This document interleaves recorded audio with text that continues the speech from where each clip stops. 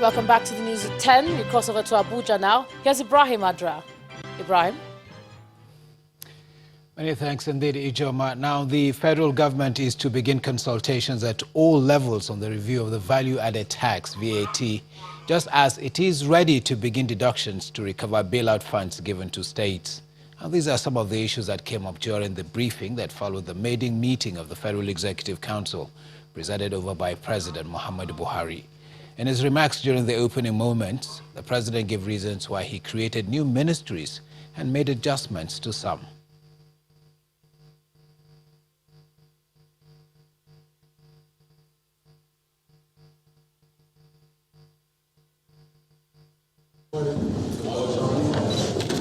As a prelude, President Buhari made a few remarks, explaining adjustments and creation of new ministries. To achieve our goal of economic diversification and inclusive growth, we merged the Ministry of Finance with that of Budget and National Planning.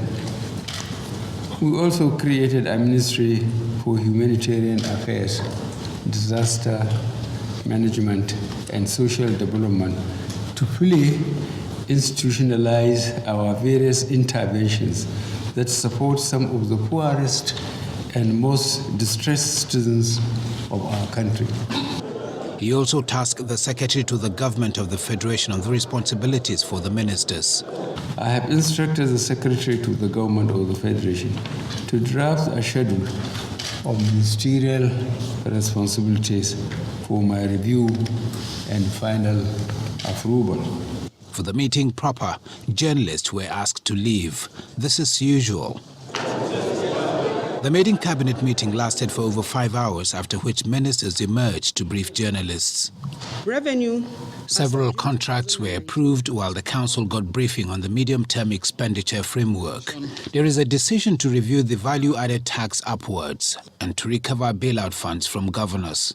We will begin consultations, and consultations will be at various levels in the country. So it includes consultation with the states, with the local government, with the parliament, and as well as with the Nigerian public. Because for the VAT increase to take effect, there has to be an amendment of the VAT Act. It was not a grant to the states by the federal government. The central bank also has a fiduciary responsibility to make sure that loans it gives out are paid. The Minister of Transportation promised to provide more coaches for the Kaduna-Abuja route, while government works to tackle security issues on the road. From the presidential villa, Abuja.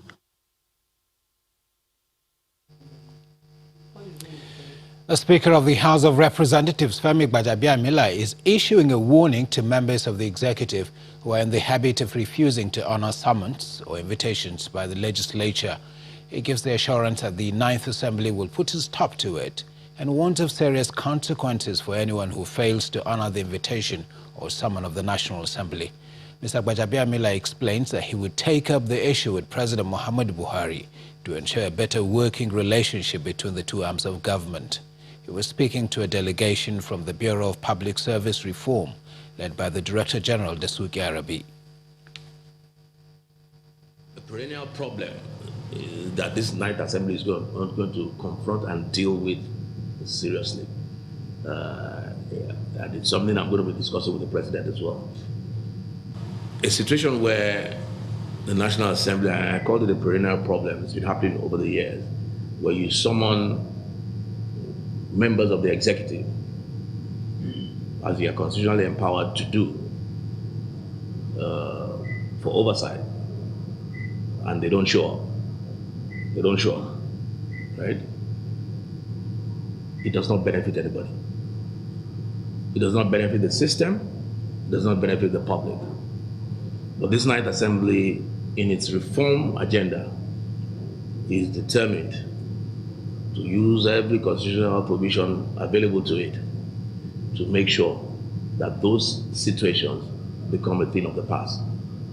And if this House, this 9th Assembly, summons whosoever, I think it's important that they answer the invitation before even it gets to the level of summons.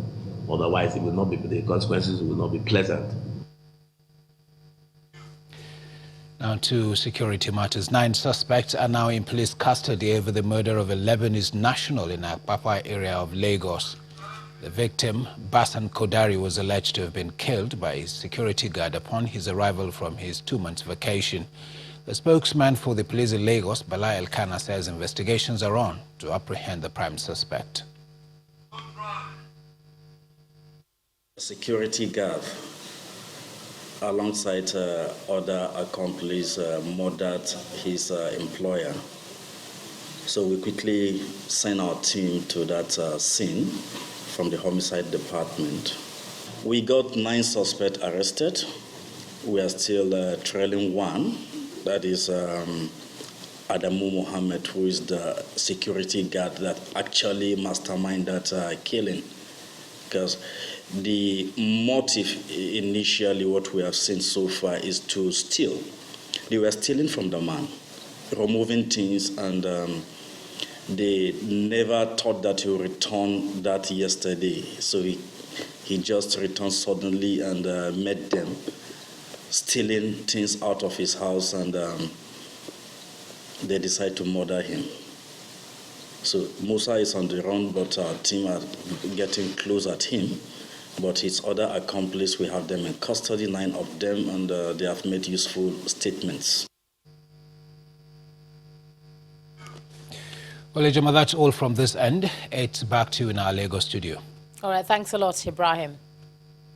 Agriculture and its value chain remain a major talking point in Nigeria as entrepreneurs continue to look for opportunities beyond the oil sector.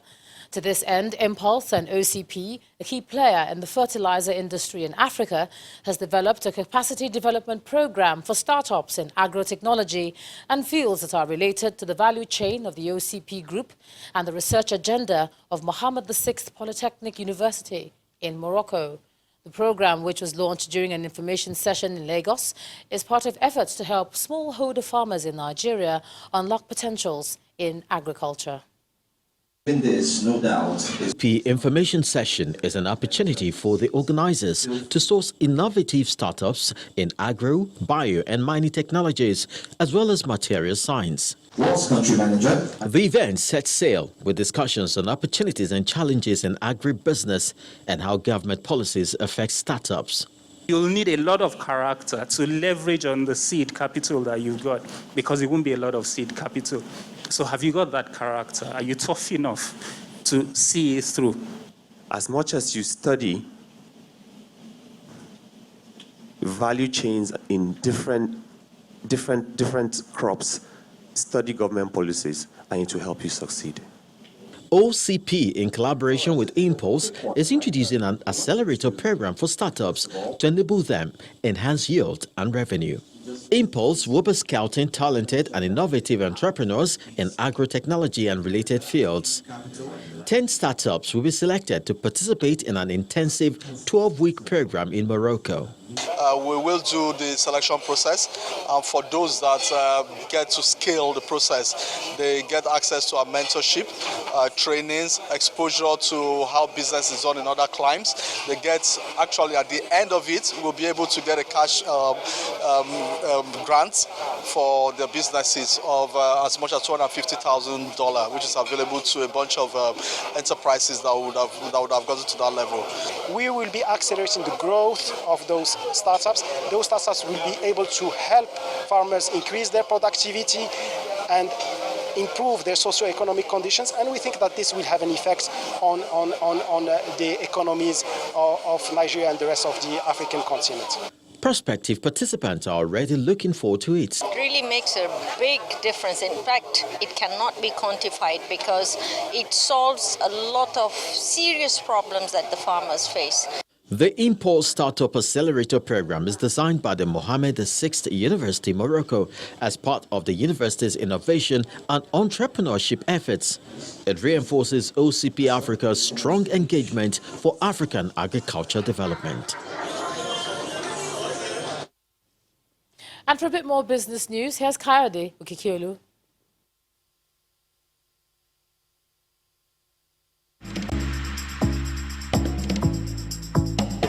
You first.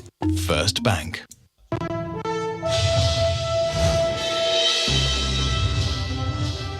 Thank you, Joma, and you're welcome to Business News.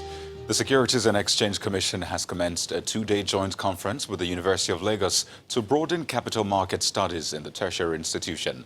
At the conference, which started today, the Commission and university pegged the objective of the partnership on the need to facilitate quality research to attract more capital. It will be interesting to see how this conference can turn out quality research on raising capital to address our country's infrastructure deficits, innovative capital market products, as well as unique opportunities for wealth creation and distribution. As some of you may be aware, another important aspect of our support for the academic community is the publication of SEC Nigeria's Journal of Securities Markets, which provides a platform for publishing relevant capital market research. Some of the quality papers from this conference will be considered for publication in the journal. From your discussion and your body language, it will determine how people will come and invest their money in the capital market. So I look forward to a fruitful meeting from these next 2 days, and I hope that at the end of it, the capital market of Nigeria will move to a greater height. We've been looking forward to this stockbrokers meeting for some time, and we're happy it is here, it's taking place today. And now to some company news. Anchor Insurance has added Anchor Travel Insurance and Anchor Agriculture Insurance to its product lines. The management of the company says these new products provide the opportunity to extend their well-known service difference in the insurance sector. It is the launch of Anchor Travel Insurance, Anchor Agriculture Insurance policies. Marketers, partners, insurance and media professionals are all seated here to witness firsthand the introduction of the products which the insurance company says offer unique benefits. Anchor Travel Insurance covers medical emergency assistance, personal accident benefits, and civil liability benefits. The agriculture policy insures against the risk of flood, fire, lightning, droughts, deaths of animals, and loss of crops. When you're walking and you find out that there are areas, look at the society, it's not just about making premium or trying to grow the company, but also look at the needs of the people and find out that a lot of people have been subcharged when it comes to travel insurance, and we feel we can make the difference. We have researched, we have seen areas where some of these things are not properly being done, and we feel there is need for us to come as it regards the travels as well as the agric insurance.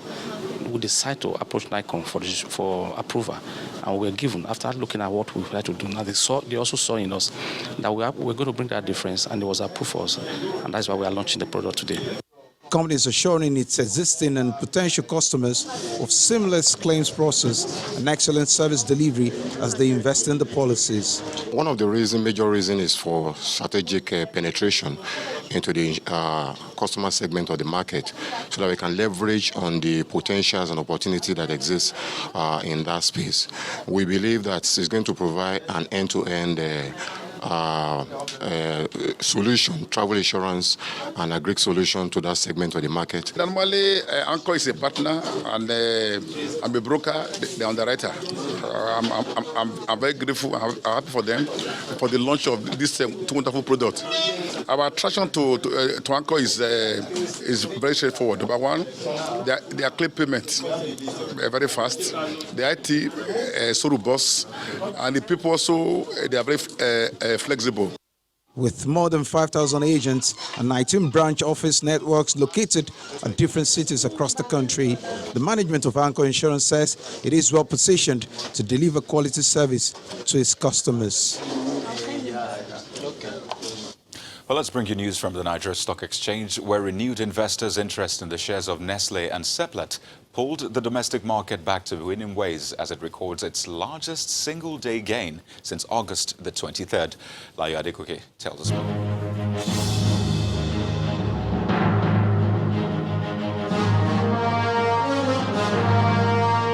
Hello and welcome welcome to the stock market report. The stock market made a moderate 0.39% comeback today as investors took advantage of the load shed, which dominated 5 trading sessions since the start of the month.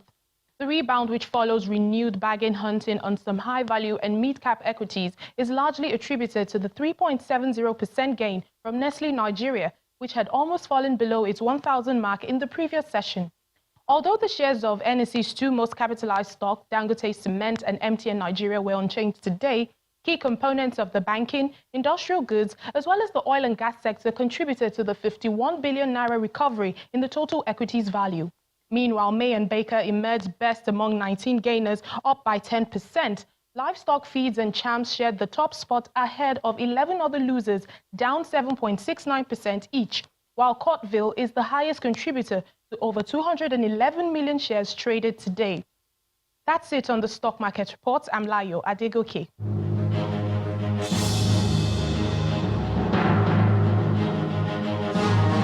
Thank you, Layo. Well, it's also positive sentiments for stock markets across the United States, with the Dow Industrial Average above 27,000 for the first time since July, amid strong gains from tech giant Apple. Here are some snapshots of global market figures for Wednesday.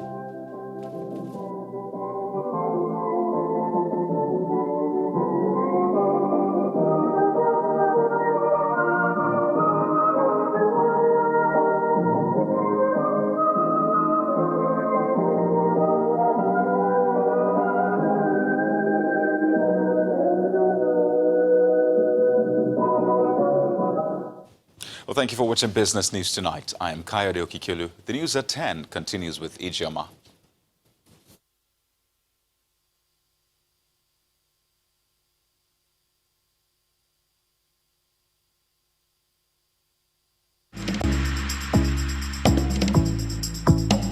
You first. First Bank. Thanks a lot, Coyote. Still ahead on the news at 10, France calls biggest upset of 2019 FIBA Basketball World Cup, beating title holders United States to reach semi-finals. That's on sports. Please stay with us.